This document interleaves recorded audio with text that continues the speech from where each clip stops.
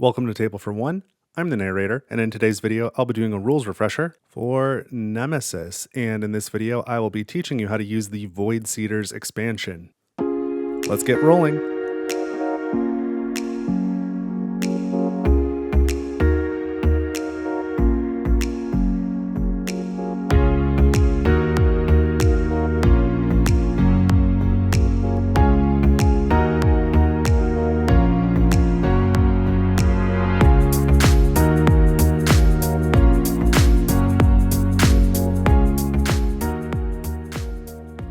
Alright, so I am set up to teach you how to use the Void Seeders expansion to Nemesis in this video, and the Void Seeders essentially are a new enemy type that can replace the standard intruders, and you can actually use them in Nemesis Lockdown as well if you have the components for that, but we're going to be focusing on the base game Nemesis for today. So I've got the board started here, and in this video I am going to start with the setup changes, and I'm going to have tons of chapter markers so you can jump to the specific part if you want to, but the first half will be the setup changes, and then the second portion will be all of the gameplay differences. And then of course, if you would like to see a solo playthrough of this, I've released a solo playthrough of Nemesis using the Void Seeder expansion, and it's available at the same time as this video, so you can watch that immediately after if you like. I'll put a link at the end. But let's get right into it. Let's talk about what I've already set up here. So I'm using the main side of the board today. In theory, you could use the other side of the board. I've got all of the number 1 room tiles randomized and on the map. I've already randomized the number 1, 2, and 3 engine tokens as usual. I've got the time track marker on space 15.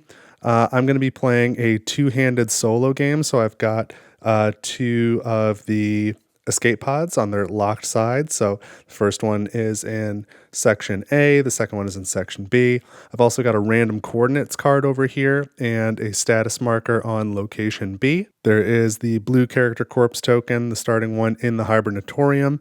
And then I've got the Void Seeder board here, which replaces the standard intruder board. And we'll talk more about this in a little bit, but it does start with 5 eggs on it. So now let's get into some of these setup changes. The first thing you need to do is grab all of your number 2 rooms, and you want to find the room covered in slime, and you're going to remove this one. It is not used when you're playing the Void Seeder expansion. There's no slime. And then at this point, if you wanted to add in any of the number 2 rooms from Nemesis Aftermath, such as, here's the alarm room.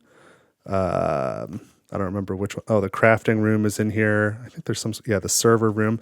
I am deciding not to play with the turrets, so I have also removed the turret room so that it will not be in the game. But then you take the rest of your number 2 rooms and you're going to shuffle them up, randomize them, and place them on the board as normal. The important step is that you just remove the room covered in slime. That is not going to be used. So we'll put one here, give it another little shuffle, put one here.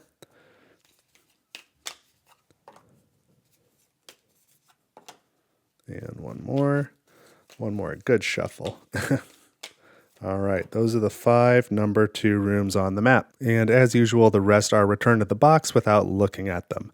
The next thing we need to set up is the exploration tokens. So start by finding all of your base game Nemesis exploration tokens and turning them face up so you can see the icons on them before we shuffle them up. So we'll lay them out here. So we are looking to remove some of these. We are removing the 2 tokens with slime and the 2 tokens with silence. So those are coming out. The rest of these we can flip back over and start shuffling. Now, as an aside, I said I am not playing with turrets today, but if you want to include turrets, at this point, you would take the 3 exploration tokens with turrets on them and add them to this pool and mix them up. This would be the time that you would have to do it, and I'll show you why in a moment. So we'll get these a little bit mixed. And now we need to add in some new special exploration tokens. And so these come with the Void Seeders expansion. These are the Lairs. So there are 3 of them, and they've got 3 items, 2 items, 2 items in the room. So you need to now take these 3 and what's the right way to do this? Yeah, we're going to just shuffle them into this stack. Now, again, if you're playing with turrets, you're going to you should have taken your turrets and shuffled them in here, and then you are going to randomly remove 3 and then put these 3 in. Because I'm not playing with turrets, then I'll keep everything. But you do need to have all 3 layers, so you don't want to accidentally like shuffle them out of the exploration token pool. So after all of these are shuffled, we're going to start placing one on each of the map tiles as usual. So give me just a moment for that. All right, and then you'll be left with 3 remaining exploration tokens. You place each one of these in an engine room.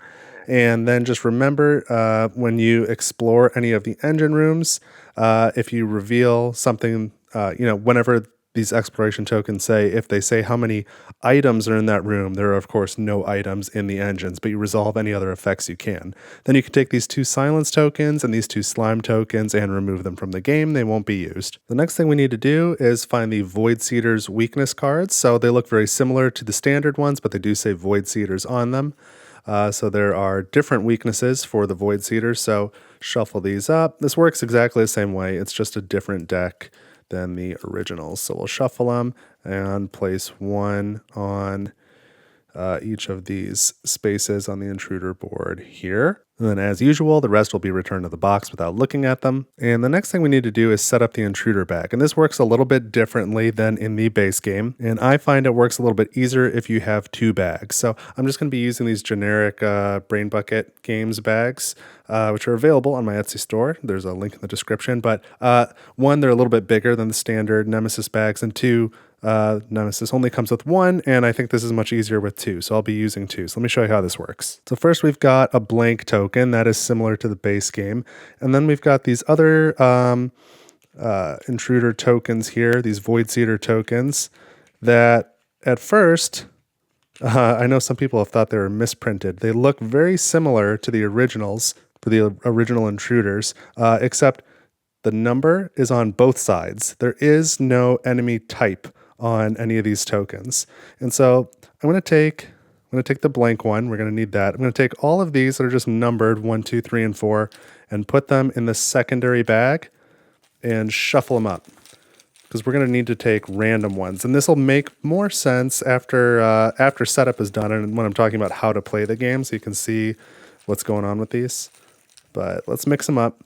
And let's set up our actual intruder bag. So we're going to add into the intruder bag the blank token and then 2 random intruder tokens. So we don't want to see what they are. So I'm going to grab 1, 2. I've got 2 in my hand here. I don't want to look. Put them in the bag. And then after that is done, we add 1 additional Void Seeder token for each player in the game, or for each character, I should say. So I'm going to play 2-handed solo. So I'm going to add 2 more of these random tokens, mix them up a little bit. 1, 2 in my hand. Okay. And they go into this bag without looking. So this is the intruder bag, and this is just the random Void Seeder tokens, so that I don't know exactly which numbers are in this bag. I'm going to set them aside now. And then we're going to get our decks of cards ready. So as usual, you want your contamination cards and your serious wound cards. But then the Void Seeders have their own unique event deck, and it has a different back on it. So if you were playing something like research mode or possibly epilogue mode. I already forgot the rules on how to set up epilogue mode. But if you're playing, let's say, research mode, where there's some special events that you mix in with these events, you can do that. But I would draw from the bottom, so you can't tell by the card back which type of event you're going to be drawing. All right, so these are the Void Seeders events, and then the Void Seeders also have their own unique attack deck. So go ahead and grab that, shuffle it up. I believe these are already shuffled, but this replaces the standard intruder attack deck. So the Void Seeders have their own special attacks. Put that here. And finally, there's a new deck. This is the Panic deck. So again, you can take this, shuffle it up, place it nearby. And then at the same time, I'm not going to put all this stuff out on the table because I already have it on a side table and I don't want to move it all around. But set up as normal, your item cards. So the medical items, the military items, I think yellow's technical items. Have your crafting items available nearby.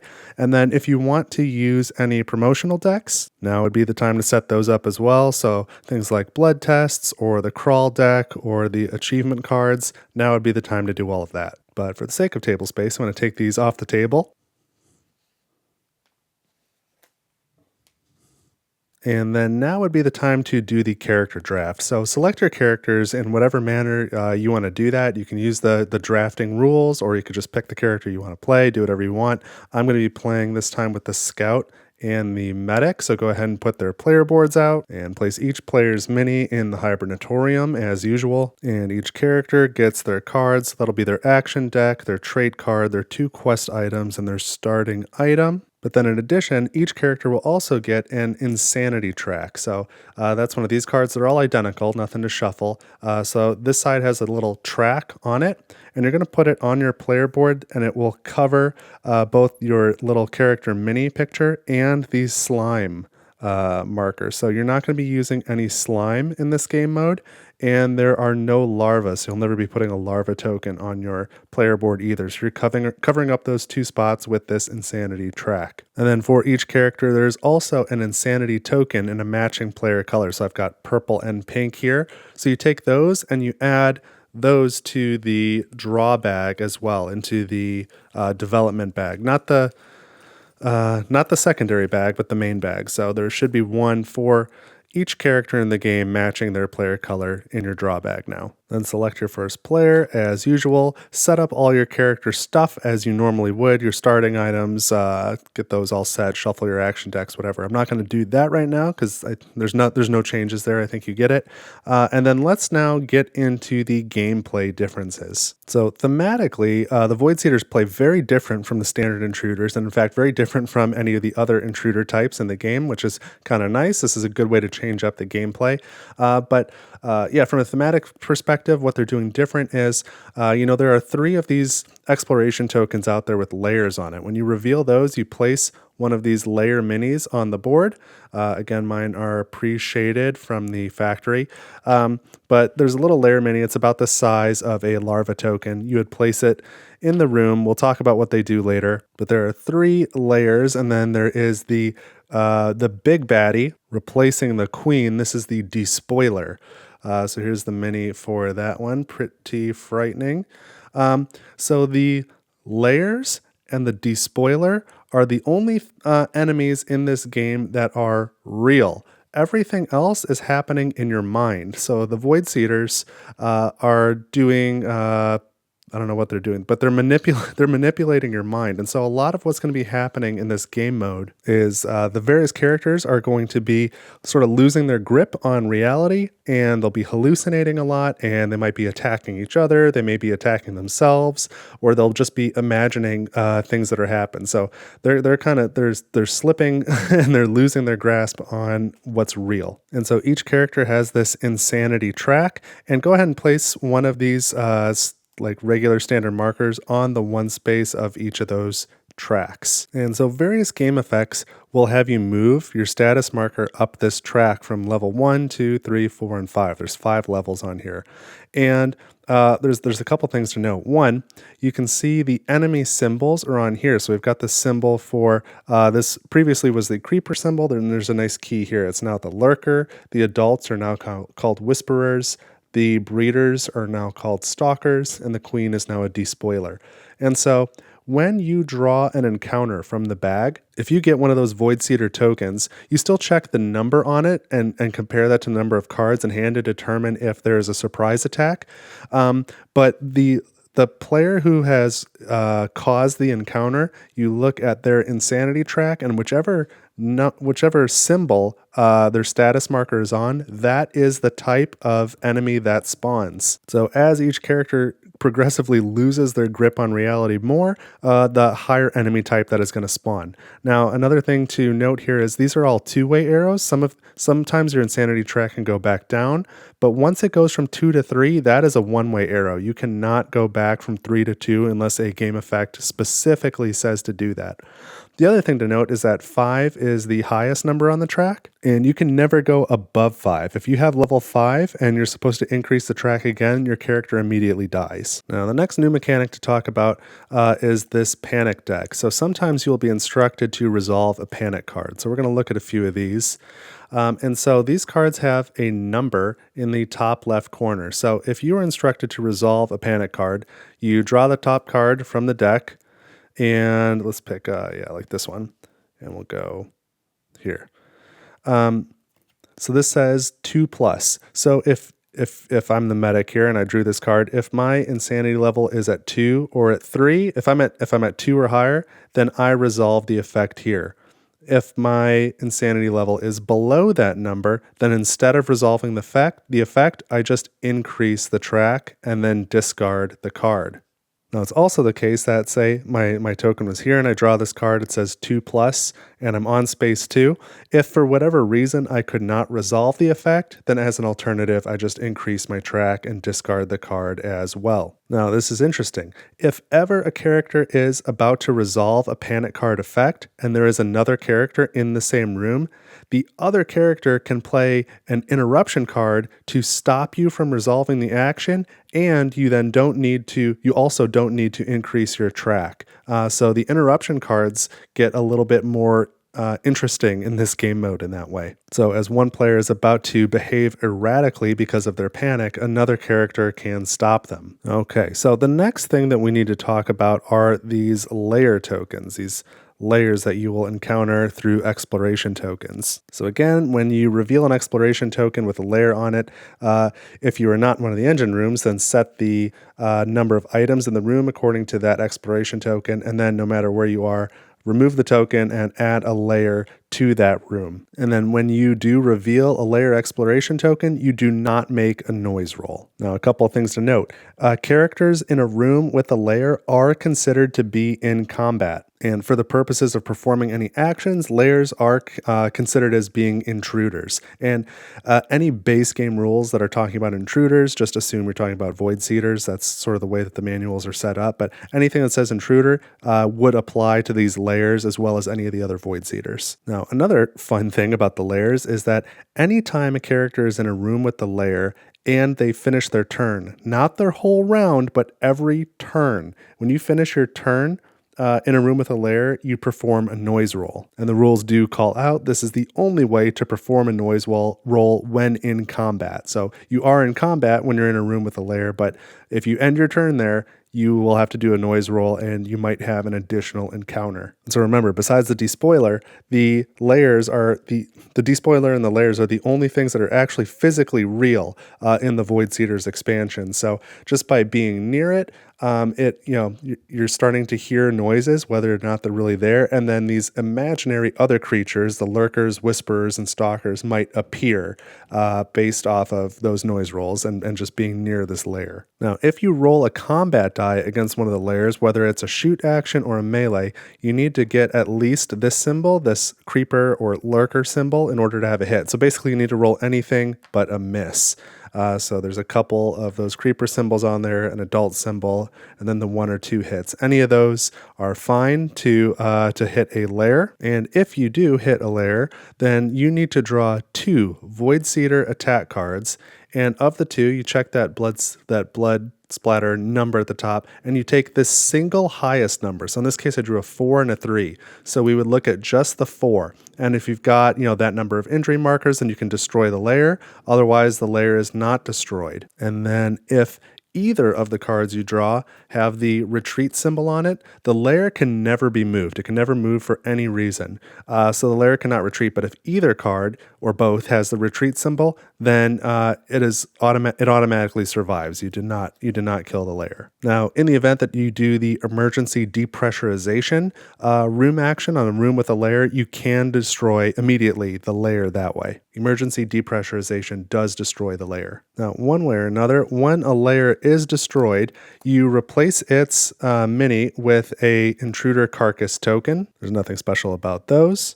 But then you take the layer mini and you put it here on the Void Seeders board, and you can see there's space for 3 destroyed layers. And when all 3 layers are destroyed and on this Void Seeder board, that immediately means that the Despoiler is destroyed. So that kills the Despoiler. If the Despoiler is already on the map somewhere, it doesn't matter what it's doing, immediately remove it from the game. It's completely destroyed. It cannot come back. And if it's not on the board at the moment, then you still remove it from the game. It still cannot come back. So that destroys the Despoiler completely. And in fact, that is the only way to destroy the Despoiler. The Despoiler cannot be killed by conventional means. So if you ever attack the Despoiler directly, there's no need to put any damage markers on it. Just whenever it should suffer an injury, you draw one Voidseeker attack card.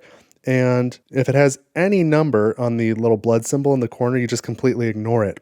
But if it has the retreat symbol, then the Despoiler retreats as a result of the attack. So I'll just say this again. If you are directly attacking the Despoiler, when you would hit the Despoiler, instead of placing an injury marker, just draw the top single card from the Voidseeker attack deck. If it has any number in it, then do nothing.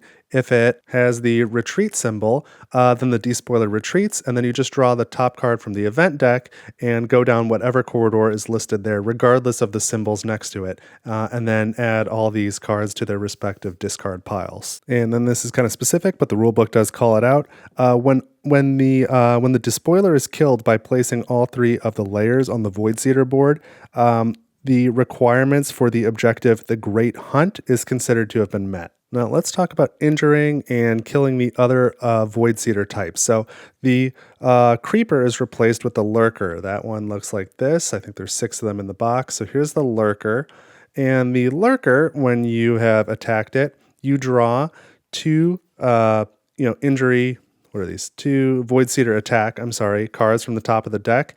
And you compare the 2 numbers and you take the lower of the 2. So again, with the Lairs, you would draw 2 cards and take the higher of the 2 numbers.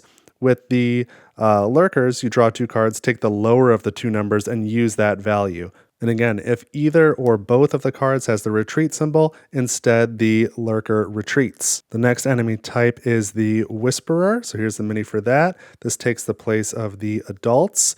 And this one is a bit more straightforward. When you injure a Whisperer, you simply draw 1 card, use that value, and retreat. If that was on the card, then you resolve that as normal. Now, replacing the Breeder is the Stalker. There's only one of these minis, the Stalker here, and it's like hanging on some sort of pipe or pole or something. So there's that mini. When you injure the Stalker, you again draw 2 cards and use the higher value of the 2. And again, if either or both of the cards says retreat, then it instead retreats.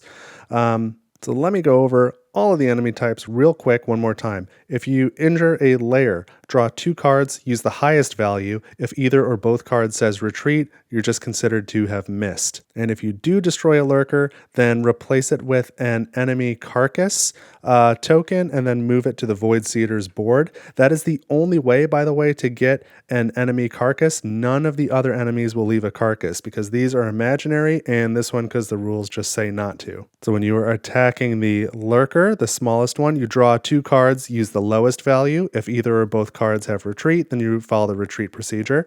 When you attack the Whisperer, you draw just a single card, use that value, and again, if it's retreat, then you retreat. When attacking the Stalker, you draw 2 cards and use the highest value. If either card has a retreat symbol, you instead retreat. And when directly attacking the Despoiler, you draw a single card. If it has any number on it, then do nothing. If it has the retreat symbol, then it retreats. And the only way to destroy the Despoiler is to get all 3 Lairs on the board. And in that case, you immediately remove this from the game, but do not leave a carcass in its place. I guess it just kind of runs away, but also the rulebook says it's killed. So it's killed, but no carcass, sorry. So let's put these back away for now, and let's talk about a couple of the other rules for this expansion. There's one other thing to know about destroying a Voidseeker. When you destroy a Lair, you leave a carcass token and you move it to the Voidseeker board.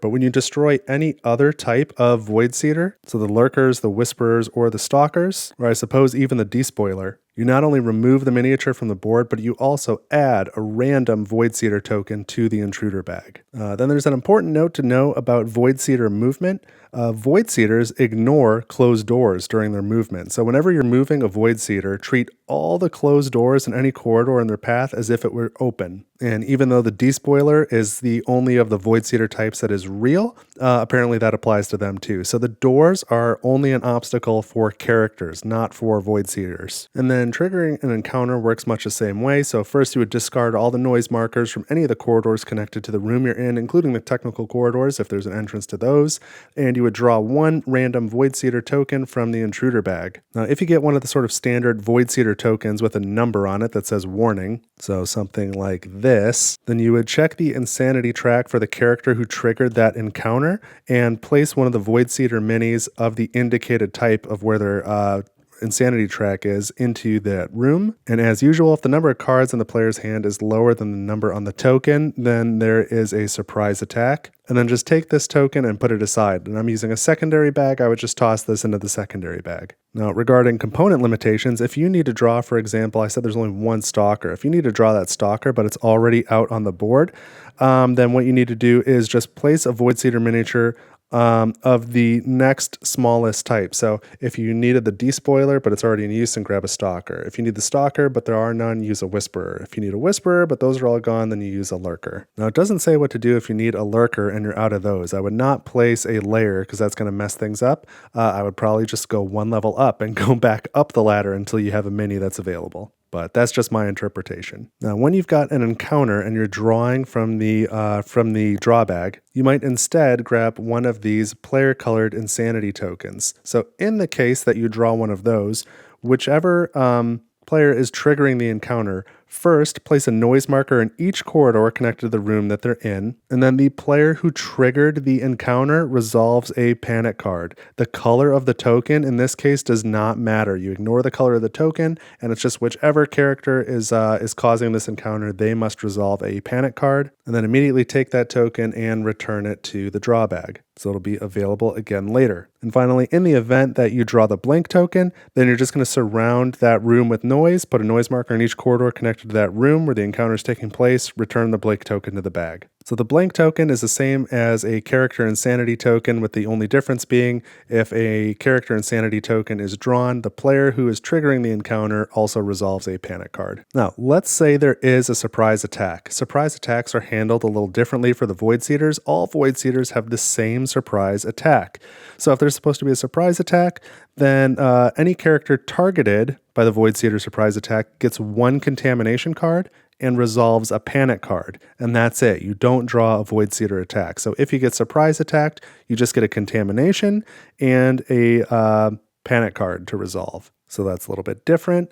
Next is entering a room with a Void Seeder. So if you do that, you do not resolve an encounter. So each time a character enters a room occupied by a Void Seeder, do not resolve an encounter. The Void Seeder and the character are immediately considered to be in combat. So that's just kind of a nice clarification. Let's talk about the event phase a little bit. So the first thing you would do is move the time tracks. That works completely as normal, no changes there. Then the Void Seeders would attack. The attack stage has no differences either. That happens the same way as the base game. Then there's fire damage. Each Void Seeder or Lair in the same room as a fire marker suffers one injury. So that kind of works the same too. They just call out that this does in fact affect both the Void Seeder minis and the Lairs. Then you resolve an event card as normal. And then there is a new step after the event. This is lurking. So this one's kind of interesting. First, you find rooms that have Void Seeders and that is not going to include Lairs, but any of the other Void Seeders. Find a room with Void Seeders that are not in combat, and there are no characters in any adjacent rooms either. And keep in mind that Void Seeders ignore closed doors. So again, find rooms with Void Seeders in them, and there are no characters in that room, and there are no characters in adjacent rooms.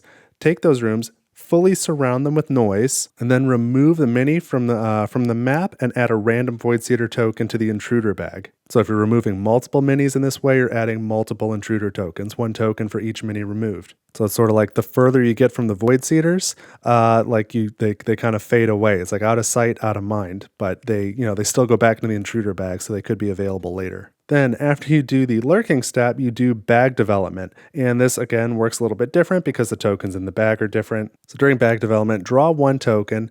If it's any of these warning tokens with a number on it, then each player in turn order resolves a noise roll. Unless, of course, they're already in combat with a Void Seeder or with a Lair.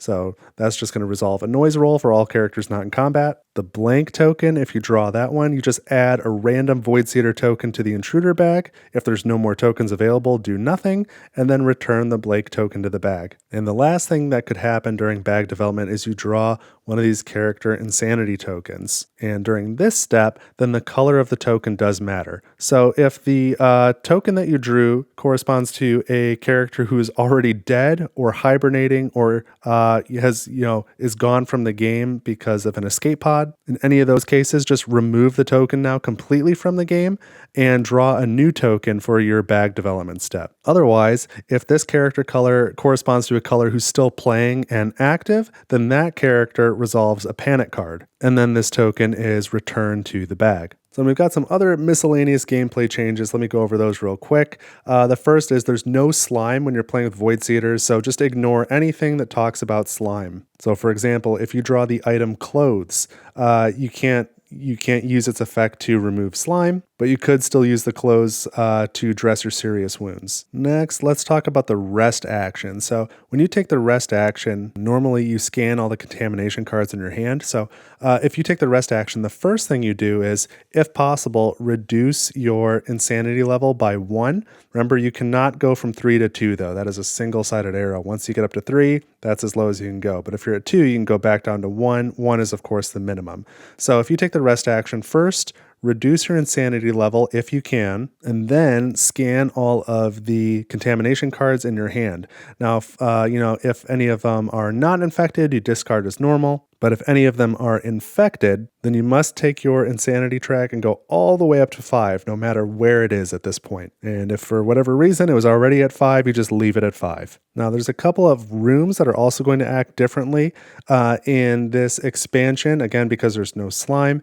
And so some of them are going to copy that rest action. So the shower room, for example, has no slime. So if you use a shower room action, you can reduce your insanity level by 1, or you can choose to scan the contamination cards in your hand. It works the same way as the rest action. Again, if you have any infected cards in hand, your insanity level goes up to 5. You cannot reduce it after that. Like at the end of that action, you must be at 5. And then the canteen will have a similar effect. It says, besides healing 1 light wound, players may use a canteen action to reduce their insanity level and or scan contamination cards in their hand. See rest action. Now the word besides is a little bit confusing. I don't know if that means you kind of do that whole rest action and heal 1 light wound, or if it's in lieu of healing 1 light wound, but I guess I would say both. That's my interpretation. Again, there are no larva tokens in Void Seeders, so if you're in the surgery room, when you perform the surgery procedure, you reduce your insanity level to 3 instead of removing a larva token. And then all other rules about the surgery room are the same as the base Nemesis game. And then the Void Seeder weaknesses in the laboratory room are also a little bit different, so you can analyze an intruder egg and an intruder carcass. Again, the carcasses can only come from destroyed Lairs, but the third thing is not character corpse tokens. Those can no longer be analyzed. Instead, it's insanity level. So to reveal that Void Seeder weakness, you need to be in the laboratory with at least 1 character who has an insanity level of 3 or more. So they need to be alive and in the laboratory and be level 3 or higher on the insanity track. That's how you do that one. And the final thing that gets called out is the antidote item. If you're going to use an antidote, then instead of removing a larva from your character board, reduce your insanity level to 3, similar to how the surgery room works. And then finally, the contamination check at the end of the game is a little bit different. So each living character checks their action deck, their action discard pile in hand. So basically go through all your cards, find all your contamination cards. And for each contamination card you have, you raise your insanity level by 1. And in this step, you cannot exceed 5, meaning that this cannot kill you. 5 is just the max. So for each card you have, raise your insanity level by 1. And then after this step, shuffle up all your cards. Each character who has a level 5 insanity then draws 4 cards from their totally shuffled deck. And if at least one of them is contamination, infected or not, the character dies. And that is it. So I know that's a lot of changes. That was like a lot of words. That was a lot of talking, right? But on the plus side, of all the Nemesis rulebooks, this one seems a little bit more polished. I do still have a couple of little questions about it, but I think it covers a lot more of the edge cases a lot better. And it's got a nice rule summary on the back. So they do make it a little bit simpler to play with this expansion. And of course, it does come with double-sided help cards as well that help you keep track of some of these changes. So that's really nice too. But I think that is just about enough for this video. So if you would like to see this in action, again, I've got a solo playthrough coming out today using, if you haven't noticed, the Scout and the Medic. That's what I'm going to release now. So you can go over there and check it out if you like. Feel free to leave a like on this video if it was helpful. Consider subscribing if you don't want to miss more Nemesis content. And leave some comments below if you've got any questions or anything else you'd like to talk about with the Voidseeders expansion. But that's it for this video. Thank you so much for watching Table for One, and I'll be seeing you in the next video. Take it easy.